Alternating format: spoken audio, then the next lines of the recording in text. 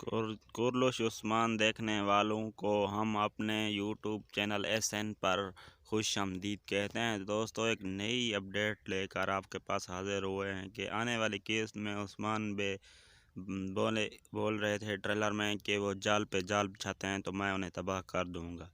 तो दोस्तों, आपको क्या लगता है इस बार वज़ीर आलम शाह की डेथ हो जाएगी? उधर से गुंदुज़ बे भी काफिरों के किलों पर हमला करता है और वो बोलता है अब से ये काफिरों की ज़मीन मुसलमानों की होगी। तो आपको दोस्तों क्या लगता है?